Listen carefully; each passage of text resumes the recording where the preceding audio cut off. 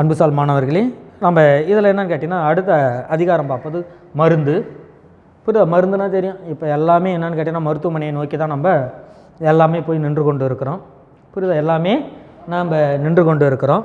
அப்படி பார்க்கின்ற பொழுது மருந்து எப்பொழுது நாம் எடுத்துக்கொள்ள வேண்டும்? நல்லா தெரிஞ்சுங்க. மருந்து எப்பொழுது நாம் எடுத்துக்கொள்ள வேண்டும் அப்படின்னு சொல்லிட்டு திருவள்ளுவர் சொல்கிறார். மருந்தை எப்பொழுது நம்ம எடுத்துக்கொள்ள வேண்டும் என்று திருவள்ளுவர் எடுத்து இயம்புகிறார்.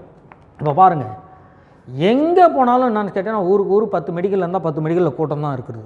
ஏன் அது எப்பொழுது நீக்க வேண்டும் அப்படின்னு பார்த்தீங்கன்னா, மருந்து எப்பொழுது நமக்கு தேவைப்படாது. நல்லா தெரியும். மருந்து எப்பொழுது நமக்கு தேவைப்படாது அப்படி என்பதை திருவள்ளுவர் அழகாக எடுத்து சொல்கிறார்.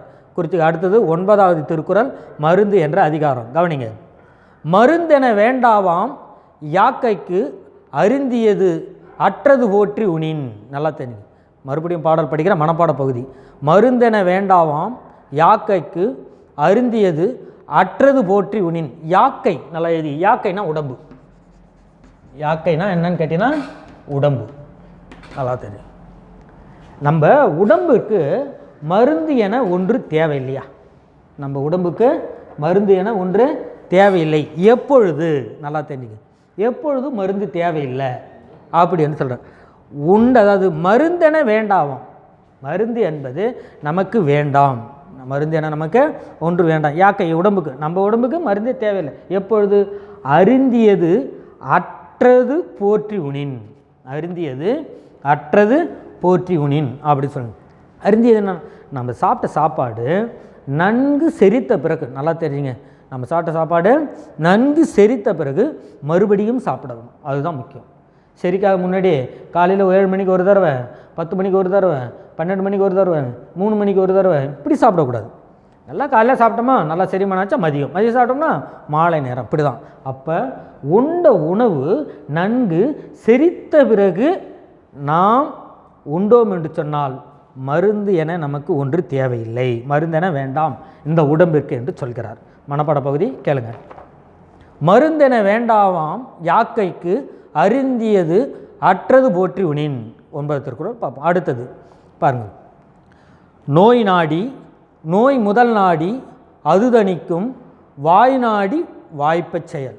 நல்லது. நோய் நாடி நோய் முதல் நாடி அது தணிக்கும் வாய் நாடி வாய்ப்பச் செயல். நோய் நோய் நோய் நோய் பல இடங்களில் நோயை தான் உருவாக்குகிறது. அதனால் இதில் என்ன அணி வந்திருக்குன்னா சொற்பொருள் பின்னொரு நிலை அணி வந்துள்ளது. அதாவது முன்னர் வந்த செய்யுளில் பின்னரும் பல இடங்களில் ஒரே சொல் பல இடங்களில் ஒரே பொருளை தந்ததுன்னா அது சொற்பொருள் பின்னொரு நிலை அணின்னு நம்ம படிச்சிருக்கிறோம். அதுபோல் இங்கே என்னன்னு கேட்டிங்கன்னா நோய் நாடி.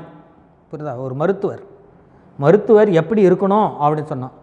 முதல் திருக்குறள் நமக்கு மருந்து வேண்டாம், சாப்பிட்டது செரிச்சா போதும், அப்புறம் சாப்பிட்டா நமக்கு தேவைணும். ஒருவேளை நோய் வந்துடுதுன்னு சொன்னால் என்ன பண்ணணும்? ஒரு மருத்துவர் நோய் நாடி அந்த நோயை போய் பார்க்கணும், ஆராய்ந்து பார்க்கணும். அது வருவதற்கான நோயையும், புரியுதா, நோயும் என்ன நோய் அப்படி நோய் நாடி முதல்ல போய் நோயை பார்க்கணும். அது நோய் முதல் நாடி அது வருவதற்கான காரணத்தை, புரியுதா, அது வருவதற்கான காரணத்தை கண்டுபிடிக்கணும். நோய் நாடி நோய் முதல் நாடி, புரியுதா, நோயை நாடணும், அது வருவதற்குரிய காரணத்தை பார்க்கணும். நல்லா தெரிஞ்சுங்க. நோய் நாடி நோய் முதல் நாடின்னு சொல்கிறாங்க. ஃபஸ்ட்டு என்னன்னு கேட்டிங்கன்னா நோயையும் அது வருவதற்குரிய காரணத்தையும் பார்க்கணும். அது தணிக்கும் அப்படின்னா நீக்குதல். நல்லா தெரிஞ்சுக்க. தணிக்கும் சொன்னால் நீக்குதல்.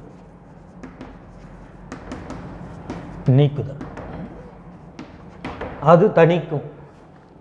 அப்போ முதல்ல நோயை ஆராயணும், அது வருவதற்குரிய காரணத்தை பார்க்கணும், அதை நீக்கும் வழியும், அது தணிக்கும் அப்படி சொன்னால் அது நீக்கும் வழியை பார்க்கணும்.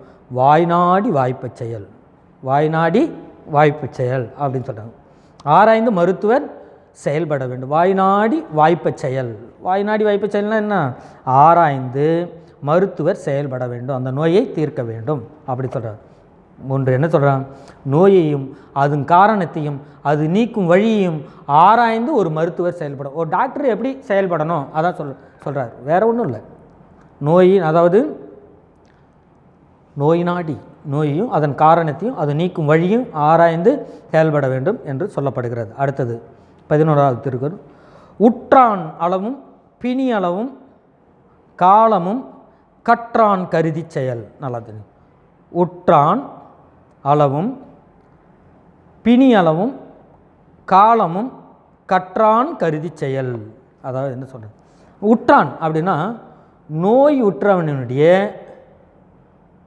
வயது. முதல்ல என்னன்னு கேட்டிங்கன்னா, ஒரு மருத்துவர் நோய் உற்றவனுடைய வயதை பார்க்கணும், வயதையும் பார்க்கணும். உற்றான் அளவு, நோயின் அளவும் பார்க்கணும். புரியுதா? நோயினுடைய அளவும், எந்த அளவுக்கு அவனுக்கு அந்த நோய் தாக்கி இருக்கிறது. புரியுதா? ஃபஸ்ட்டு நோயாளியினுடைய வயதை பார்க்கணும், நோயினுடைய அளவை பார்க்கணும். புரியுதா? உற்றான் நோய் உற்றவனுடைய வயது, அளவும் நோயினுடைய அளவும். புரியுதா? பிணி அளவும், பிணினா நோய் அளவு, பிணினா நோய், உற்றானாலும் பிணினா நோய், பிணினா நோய், நோயினுடைய அளவும், நோயினுடைய அளவும். காலமும், காலத்தை மிக அவசியம். குளிர்காலமா வேநீர் காலமா வெயில் காலமா அப்படின்னு பார்க்கணும். குளிர்காலமா அல்லது வெயில் காலமா என்று ஆராய்ந்து முதலியன பருவங்களை ஆராய்ந்து மருத்துவர் செயல்படும். அதாவது கற்றான் கருதி செயல். கற்றான்னா யாருன்னு கேட்டால் மருத்துவர். கற்றான்னு சொன்னால் கற்றவர்கள் செயல்பட வேண்டும். கற்றவர்கள் என்னன்னு கேட்டிங்கன்னா கருதி செயல்பட வேண்டும். கற்றான் கருதி செயல் அப்படின்னு சொல்கிறார். ஒரு மருத்துவர் என்னன்னு கேட்டிங்கன்னா நோயாளியினுடைய வயதையும் நோயினுடைய அளவையும் எந்த காலத்தில் நம்ம அதுக்கு ட்ரீட்மெண்ட் எடுக்கிறோம், நோய் குணப்படுத்த முடியும், வெயில் காலமா குளிர்காலமா என்று ஆராய்ந்து கற்றான் கருதி செயல் அப்படின்னா ஒரு மருத்துவர் செயல்பட வேண்டும் என்று சொல்கிறார். புரியுதா? அடுத்தது 12வது திருக்குறள். அடுத்தது உற்றவன் தீர்ப்பான் மருந்துழை செல்வான் என்று அப்பால் நாற்கூற்றே மருந்து. சட்டம் பண்ண இது மறுபடியும் படிக்கிறேன். உற்றவன் தீர்ப்பான் மருந்துழை செல்வான் என்று அப்பால் நாற்கூற்றே மருந்து என்று சொல்லப்படுகிறது. அதாவது உற்றவன், உற்றவன்னா நோயாளி, நோயுற்றவன் அப்படி சொல்கிறான். நோயாளி தீர்ப்பான் அப்படின்னா நோயை தீர்க்கின்றவன் யாருன்னு கேட்டிங்கன்னா மருத்துவர். மருத்துவர், மருத்துவரை குறிக்கிறது. மருந்துழை மருந்து, மருந்து, மருந்துழை செல்வான் அதாவது மருத்துவ உதவியாளர், மருத்துவ உதவியாளர் செல்வான் என்று அப்பார் நாள் கூற்றே மருந்து என்று மருத்துவ 4 வகையில் அடங்குகிறது. கூற்றுனா அதாவது மருத்துவம் 4 வகையில் அமையுது அப்படி என்று சொல்கிறார். மருத்துவம் என்னன்னு கேட்டிங்கன்னா 4 வகையில் அமையுது.